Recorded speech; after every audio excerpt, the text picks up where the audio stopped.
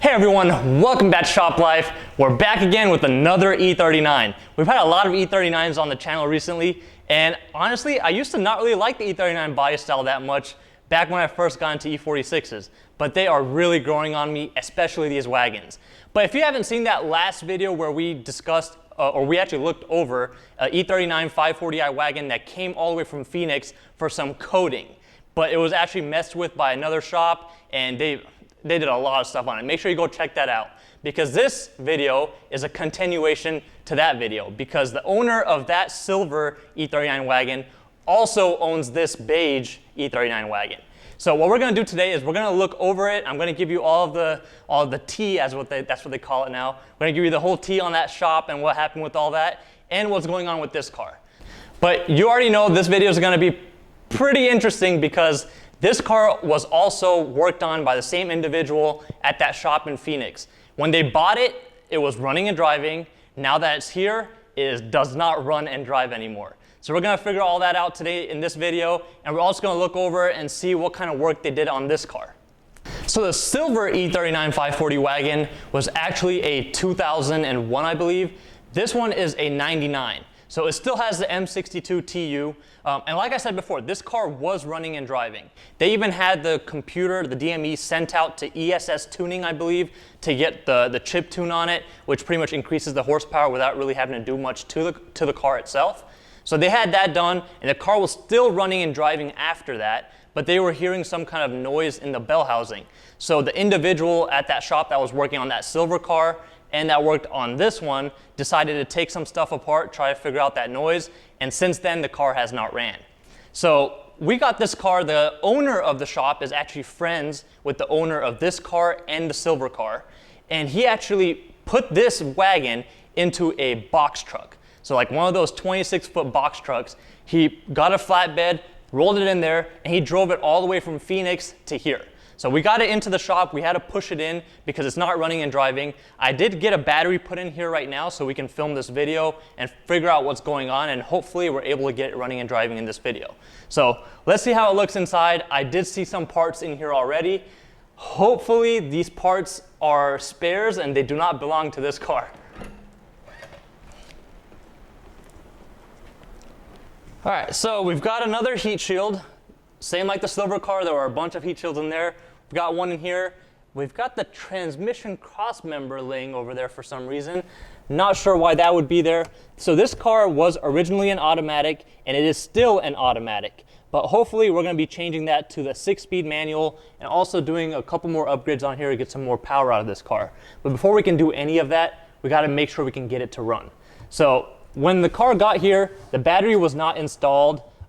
The terminals, the positive terminal, was completely corroded. Like, it was not making any contact with the battery terminal at all. So I had to clean all that up. That way, I can get the battery charged up, installed. So we've got a battery in here. I'm not sure if it's good or not. We're going to find that out here soon once we start trying to turn it on. But one thing that is kind of sketchy right now for me is the car is in neutral. Even when you put the gear shifter into park, there's no resistance. So what I'm thinking is that that cable that goes to the gear shifter on the transmission is not hooked up at all. So they just left the car in neutral, the transmission in neutral, and didn't hook up that cable. So we're gonna find that out. I've already got the car positioned on the lift, so we can lift it up and check it out. But first, let's go look at the engine bay and see what the condition of that is in.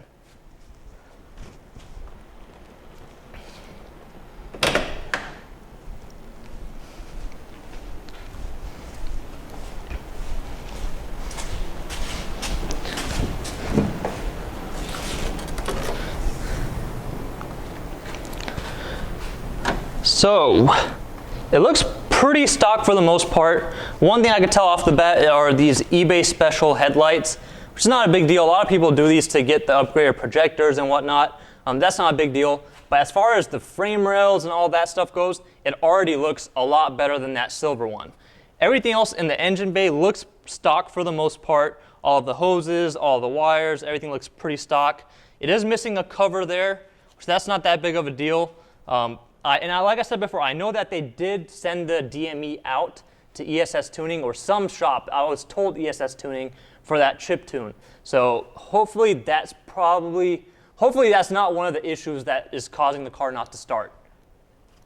But everything else looks pretty good. One thing I am noticing right now actually is that the engine is like tilted back a little bit. And I think that I'm predicting already that that transmission crossmember that we found inside the car belongs to this car. So there's probably not a crossmember on there holding the transmission in place right now.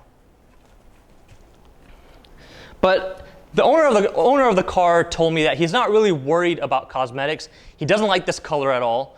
He has plans for all the cosmetic stuff. The main thing that he is worried about is the structural stuff, which is why we decided to use that silver car as a parts car. So that's probably going to donate a lot of its stuff, like the transmission and all that, for this to get it right, and for the swap and everything. So hopefully it's not too difficult to diagnose why it's not starting, because we should be able to use some of the parts from that car if we need to, swap some stuff around.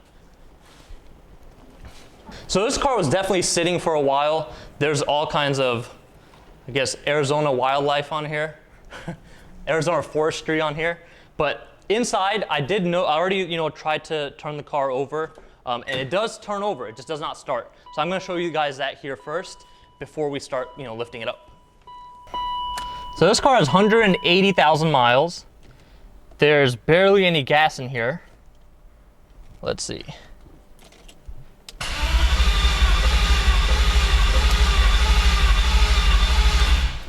Yep, it does not start. There's no exhaust hooked up currently. It's just headers, but the shop owner did bring the full exhaust system with him in that box truck. He had all kinds of space in there. That's actually not a bad idea. If you ever have to transport a car somewhere far, I didn't give it to him for creativity. I would have never thought of putting a whole car inside of the box truck and transporting it across country. And it looked like it was so spacious. You can get all your car in there. You can get all the parts for it. It's pretty cool. Only thing is, it was difficult taking it out. We had to call another flatbed tow truck to pull it out, but we got it done. All right, so that's enough seeing the outside. Y'all are here for all the mechanical stuff. Let's lift it up and see what the story is underneath.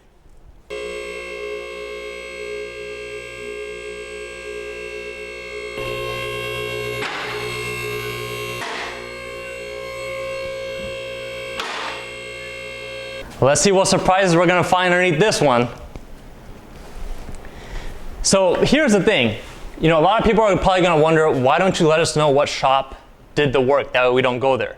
So the shop is actually in Phoenix, but I'm not really entirely sure what they do at that shop or whatever. But what I do know is that the owner of the car and the owner of the shop are friends. So I don't think that shop actually specializes in BMWs or whatever, but the owner of the shop did tell me that there's just this one guy that they all use, their whole group of friends have used him before to get work done on their BMWs. And pretty much every single one of them is in a similar kind of state with some issues or whatnot. So I don't think the shop is to blame. I don't even think that shop is like, a full automotive repair shop or whatnot.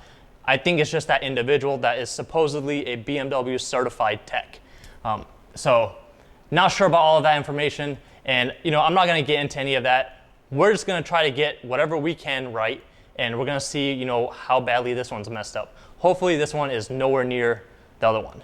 But right off the bat, one thing I know for sure, you never leave a transmission just hanging there off of the engine.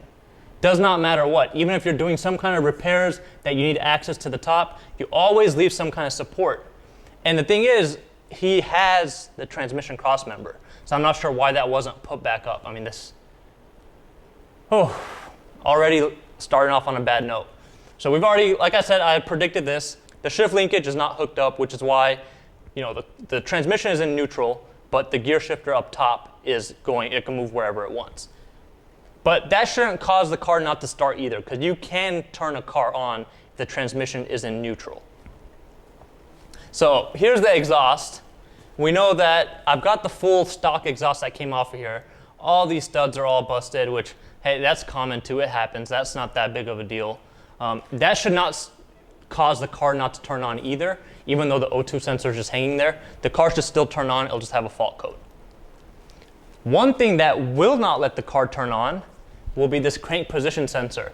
I was hoping that this crankshaft position sensor wasn't hooked up, and that's why it was not starting.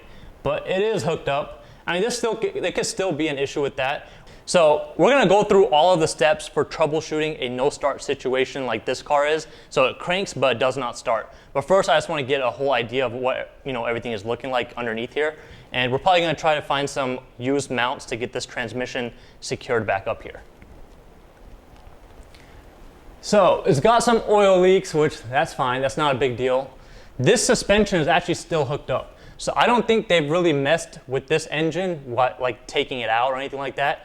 They might have taken out this transmission, which is why it's just hanging there, or they might have just unbolted that cross member for I don't know what reason, to maybe chase down that noise. But for the most part underneath here, I mean, it just looks like a stock 180,000 mile BMW. I mean, it's got all the leaks, everything is here. And that's what I'm most concerned about is, having all of the stuff untouched as much as possible. Because, whatever they've touched, chances are it was not done properly, so we're gonna have to redo everything. So the more stuff that's untouched, the better. The transmission stuff, I'm not really too worried about because if we do end up finding out this engine and everything is good, we're gonna just take that transmission off and swap in that 6-speed manual from that silver one. So I know I wasn't as thorough with the whole inspection of the car, and mainly because everything is for the most part untouched. Everything looks stock, suspension is stock, all of the oil leaks, everything is just as it was. Engine looks untouched for the most part. The main thing that seems to be touched was that transmission, which is just hanging down. And I do know that they messed with the DME for the tuning and all of that. So I do have an idea of what was done, and it was a lot less stuff as opposed to that silver one. So there's not really much else to go over on this. So the main reason of this video, or main thing we're gonna do in this video, is we're gonna troubleshoot why it's not starting. And this will help out pretty much any car, honestly. And what we're gonna do is we're gonna go over the basics first. So if you're at all familiar with engines, the only thing you need for an engine to run is you need air, you need fuel, and you need spark. But as technology developed, now there's all kinds of computers that control everything. Even back in the 90s, there's computers, the DME. You got to figure out a lot of stuff. You got to do a lot of things that pretty much have double checks that everything has to be fulfilled in order for the car to even be able to run properly. So for us, we do know that the car is cranking. So we can rule out weak battery, we can rule out starter, none of that stuff is the issue. And it seems to be detecting the key, which is why it is cranking. So on this car, it's a 99 540i wagon. So what we're gonna do first is we're gonna scan it. We're gonna, that's the biggest thing that anybody that's, even a DIY mechanic, doesn't matter, even if you're doing any kind of small job, need some kind of scanner. For BMWs, we're lucky to have BMW specific scanners for fairly cheap, like INPA. So INPA is gonna be perfect for this car. You can get the cable and the software online fairly cheap. I'll even have some stuff linked down below where you can use. So, and I even have a video on how to set it up. Since then, it has gotten a lot easier to set up INPA as well. I'll try to link as much information as I can. But what we're gonna do first is, since this is a 99, it does have an OBD2 port inside, but it also has a 20-pin connector under the hood. So in that situation, some modules you will be able to scan with just the OBD2 port. Some modules you will need the adapter to convert that 20-pin plug to the OBD2 port. So we're gonna scan this first, see what errors are stored. I know we're gonna have the errors for the O2 sensors, and hopefully there's some other errors that help us diagnose this further. So I do have a video that's dedicated entirely to issues that could cause your car not to start. I'll also have that link down below. That might be a little bit more thorough. This one's gonna be more specific to this car. But like I said, it can apply to a lot of things. I mean, it's a good checklist that you can follow.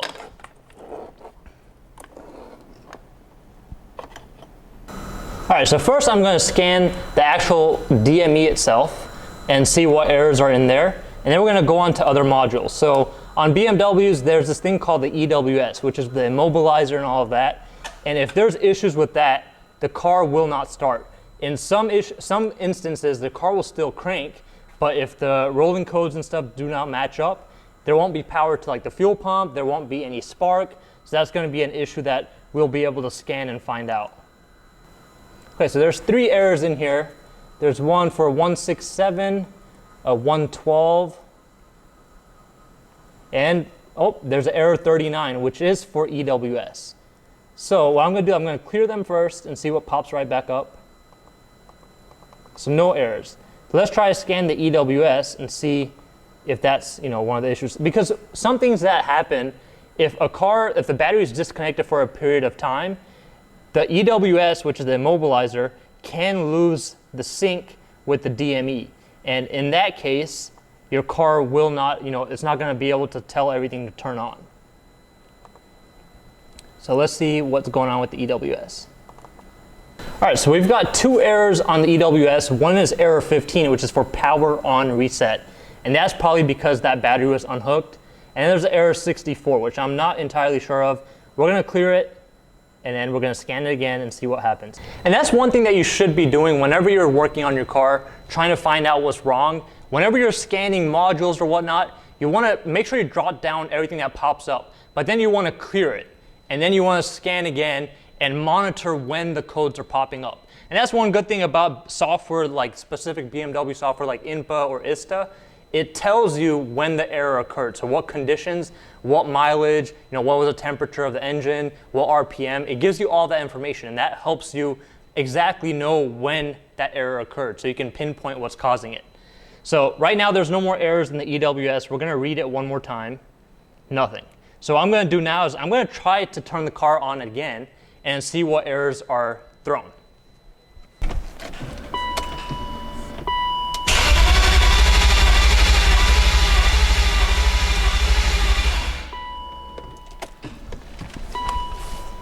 So one thing I am noticing, when I first put the key in accessory mode, or when I turn the ignition on, the fuel pump is not priming.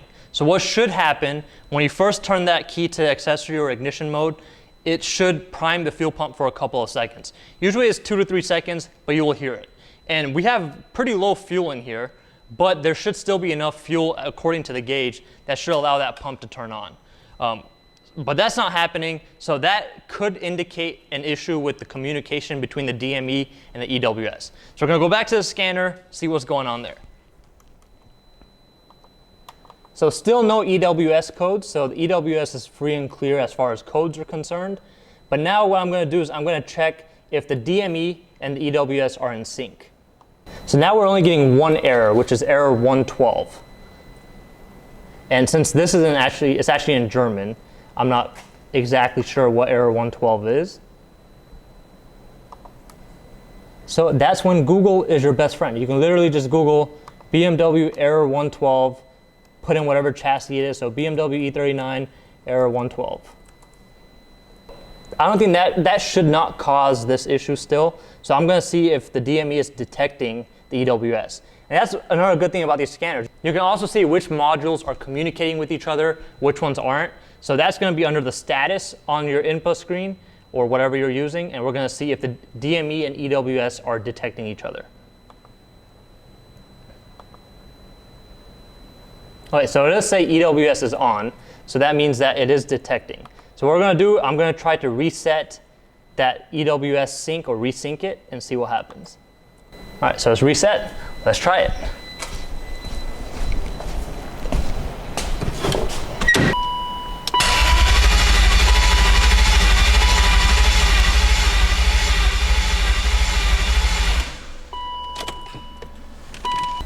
So that's weird. I still don't hear the fuel pump coming on.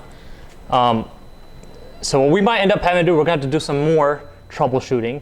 And in this case, what we're going to end up doing is we're going to find the fuel pump relay in this car, and we're going to jumper the fuel pump relay. So what that's going to do, we're going to get rid of the relay for the most part, and it's going to just keep that fuel pump running nonstop. And that's going to help us isolate if fueling is the issue or spark is the issue, or if there's something else electronically, going wrong.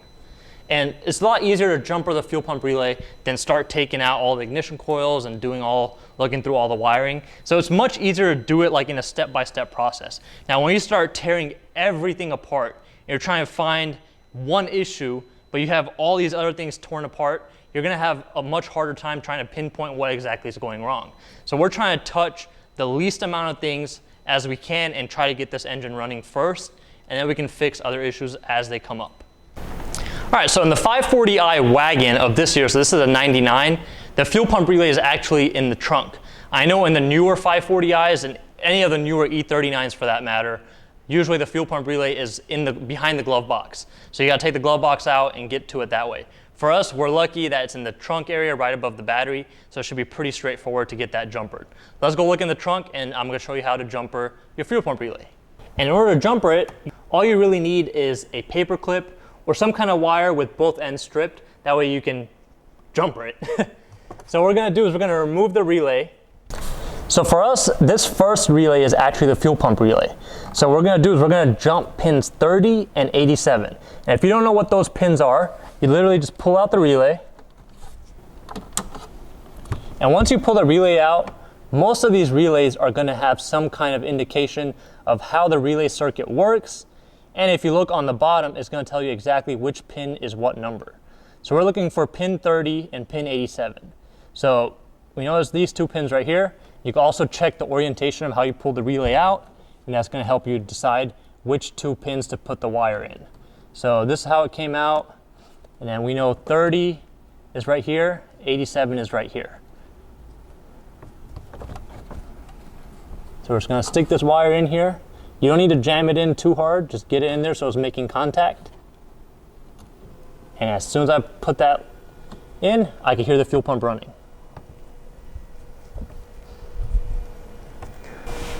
So I've got the fuel pump jumpered and it's running all the time now, but it does sound a little weird. It sounds kind of weak, and I do hear some air coming through the line. So there is a chance that that fuel pump is either weak or on its way out, or there's just not enough fuel in the car. So one way to check for that is you can check the fuel pressure at the rail through a Schrader valve and a fuel pump gauge, not fuel pump gauge, a fuel pressure gauge. So I just finished checking the fuel pressure, and the fuel pressure was 15 when the fuel pump is primed and 45 while it was cranking. So that's actually pretty much spot on where it needs to be. I mean, it could be a little bit over 45 while it's cranking, but I mean, it is getting fuel, it's getting enough fuel, so it should be turning on.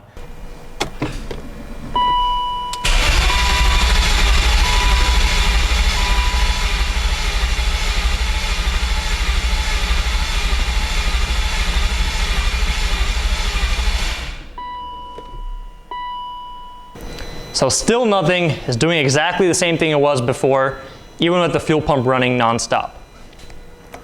What I am going to do, I'm going to scan some more errors and see if there's anything new that popped up. One thing that I did notice is the RPMs were not going up on the gauge cluster on the tachometer when I was cranking. And usually the RPM should be moving at least a little bit, and it's not doing that at all. What we can do is we can also scan and put like a real-time signal on the input software to see if the RPMs are moving at all. Because if they're not moving at all, what that usually indicates is that the crankshaft position sensor is not, sending the values that it should. All right, so I just double checked the error codes and everything. I had initially thought error 112, when I Googled it, it showed that it was for a CAN error, when in reality for this DME, which is the ME 7.2, the error 112 points to a crankshaft sensor signal. And that pretty much lets us know that if that signal, there's something going on with that crankshaft sensor signal, even when we had that fuel pump jumpered, it's still not giving it any spark. So we've got fuel going, we just don't have any spark. And that also explains why that fuel pump is not running. But I had initially thought it should still run when you put it in ignition mode, but I'm not sure why it's not doing that. That could also be because the fuel rail is already pressurized, so it doesn't need to add any more. But there's, we're just gonna try to see with that crankshaft sensor signal, see what's going on there. On these engines, the crankshaft position sensor is actually on the transmission bell housing. So with that, what we're gonna do, we're gonna put that transmission cross member back up, get the car back up on the lift, and do all of that, and also check out that sensor, make sure all the connector and everything else is good on there. All right, let's try to get this transmission cross member back up here. That way the transmission is not dangling off the back of the engine.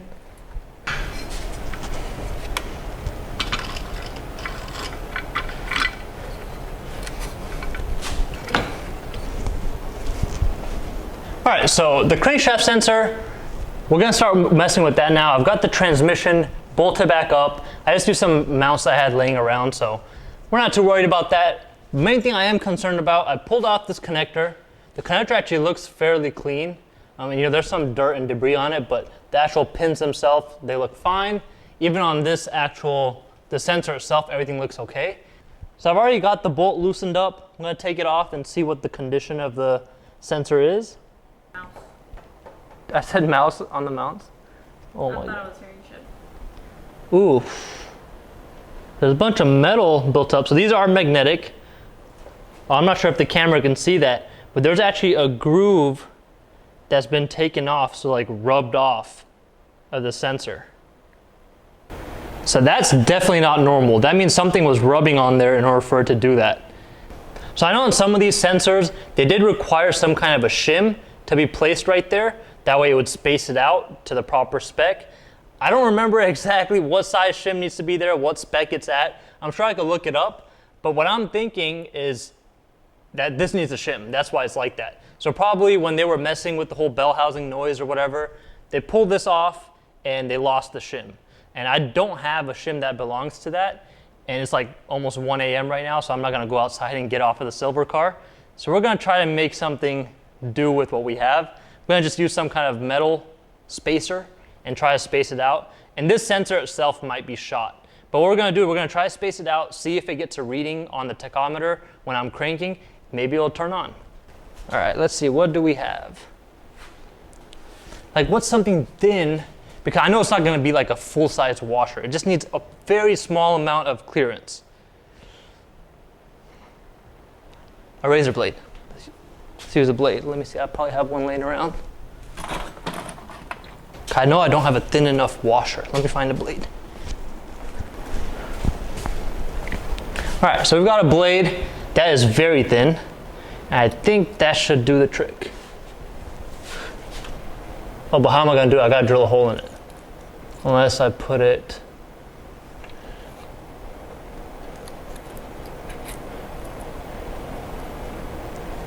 Did that leave enough of a gap? Now we're just trying to troubleshoot here, so obviously this is not gonna be a permanent solution.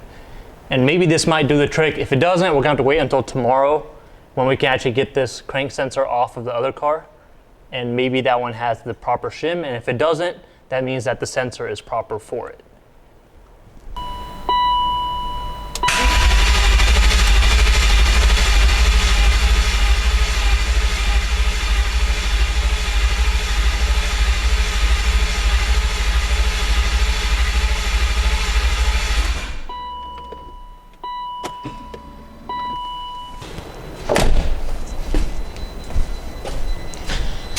So I tried it, still not going. Let's see if there's any other codes. So we're still getting that crankshaft error, so I'm assuming that my shims did not do the trick. We're probably going to have to replace that sensor. Hopefully it's the same sensor that's on that other silver wagon, and then we'll go from there. All right, so I tried to replace the crankshaft position sensor with a known good working one, and it still threw that same code. It did try to fire for a little bit, but then what I noticed was when I pulled that sensor back off, there was little grooves on the sensor.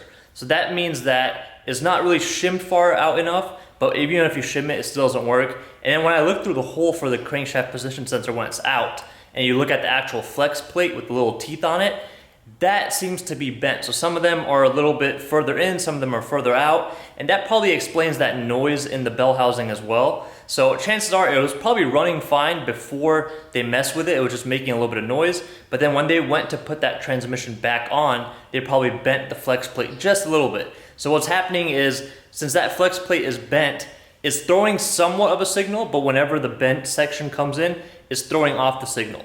So that's why the car can try to turn on just a little bit. It might even fire for a couple seconds, but then the DME actually cuts off the spark and the fuel as soon as it senses that there's no crank, there's no RPM signal popping up from the crank sensor.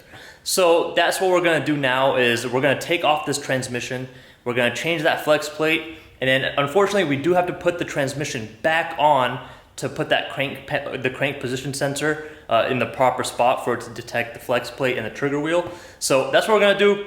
I'm just gonna go ahead and pull it off. I'm not gonna really film this section, but I might film it once we have the transmission off, once we see the flex plate. All right, so I got the trans off, and oh man.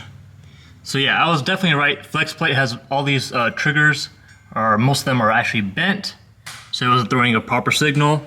And then you can see how they messed up the dowel. They also figured to make a new hole for the bell housing for some reason. And also, yeah, they cracked that. So all of that is pretty much signs of a careless transmission install. But yeah, we're gonna replace this flex plate. I think I'm just gonna leave that alone for right now. Our whole goal right now is to just get the car running. So I'm gonna replace this flex plate and then go from there. All right, so I got everything put back together for the most part. What I ended up doing, since we're not gonna keep this transmission on here, we're just trying to get the car to run. So what I did was where the cooler lines go, it's like right here and right up here. I actually used some drain bolts and I just plugged those in. That way, you know, no fluid comes out. There's not really any fluid in here. And I actually found out once I started working on pulling off this transmission, there was no fluid in here. So they just never refilled it. The actual fill plug was completely stripped out. So I took that off just in case we actually do end up filling it up. And then a few other things that were missing. This section right here for the shift linkage, that whole section was missing. But right now I'm just gonna keep it in neutral. We're gonna bring the car down and we're not gonna fill it up with any fluid. We're just gonna get the car to turn on. And once it turns on, then we'll see what we wanna do from there. All right, I've got the battery hooked up. Keys in the ignition. Let's see if she starts. I'll let the fuel prime a little bit. Now you can actually hear the fuel pump come on and prime. All right, ready? Let's see what happens. Oh. Open headers. So it looks like we solved the issue. It did end up being that flex plate after all. We did put that other crank sensor from the silver car, that way, because I knew that was a good working one. But chances are the crank sensor that was on here originally is probably good as well. So we'll see about that. I mean, we're not really too worried about this transmission. The reason I'm not letting it run for too long is because there's no fluid in the transmission at all. So we don't want to burn that up because chances are the transmission's still good as well. So if the owner wants to sell it or whatever he wants to do with that, that's still a possibility. So at this point, I think that pretty much concludes the video. We got the whole troubleshooting down. Let's just go over all the steps once again. So first thing, you know, as any engine is, you need fuel, you need spark, and you need air for it to run. So on BMWs, we also have, you know, the immobilizer, so you need to make sure the DME and the EWS are synced up. So the first step I would always do is scan for codes. So no matter what car you have, try to get as many fault codes as you can for whatever modules you're able to scan. For BMWs, we can use INPA or ISTA, and we're able to scan all those modules like we did before, and that helps out a lot. So once you have all those codes scanned, you clear them out, see which ones come back, and then you start doing the process of elimination. So we were able to jumper the fuel pump relay to, you know, rule out there not being any fuel. I didn't really worry about spark because as soon as we got the whole fuel situation corrected, I did, you know, figure out that that crank sensor wasn't working. But you can also always check for spark by, you know, taking off your ignition coil and putting a spark plug in it and seeing, you know, if it sparks at all. You can also get one of those inline testers. There's a lot of options as far as spark is considered. We were able to, you know, pull up that code right after, you know, we did that whole fuel pump test. We can also check the fuel pressure at the rail because if the fuel pump turns on, but there's not enough pressure coming into the fuel rail, you're still not going to be able to get the car to start. So in that case, you can get a fuel pressure tester, just a gauge, or even just a fuel pressure gauge that goes on the rail because most fuel rails will have a Schrader valve. So I was able to check the fuel pressure. For this car, it was 15 PSI when you prime it and about 45 to 50 PSI when you start cranking it, so when the fuel pump actually comes on. So for us, the fuel pump was getting cut off right after, you know, you try to start it, mainly because that crank position sensor was not sending a signal. And, you know, a lot of people might replace that crank position sensor and be like, hey, that part's done. So, you know, that's not the issue anymore because we put a new crank sensor in. But that's why having these diagnostic tools, and they're fairly cheap, is very helpful because without that, we wouldn't have been able to know, you know, that the DME was still not getting any RPMs. And for us, you know, it ended up being that flex plate. And I also need to look for that because when I pulled off that crank sensor, I saw there was wear marks on the sensor itself. So, you know, there's a lot of stuff. Obviously, the more experience you have, you're going to probably have more ideas of what to do. And that's why I made this video, was I wanted to give, you know, my experience on what we found. And I mean, you never know. There's always a chance that it might be something random, but if you follow that process, that's what you can do, you know, try to figure out what's going on. Now for us, let's say that crank position sensor didn't solve the issue. My next step would be to actually, you know, figure out all the wiring from the crank position sensor to the DME, just in case if there was no signal.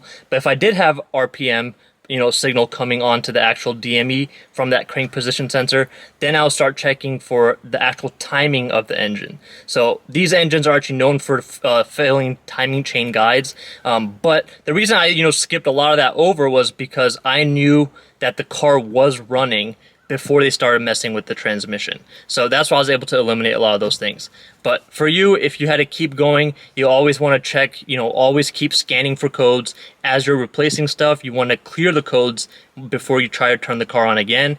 And then, the worst case scenario, it can always be something electrical. So whether it's a bad ECU, DME for BMWs, whether it's any other bad modules, there's a lot of stuff that goes on from there. But this is just that general overview of the basics, the first things that you should check.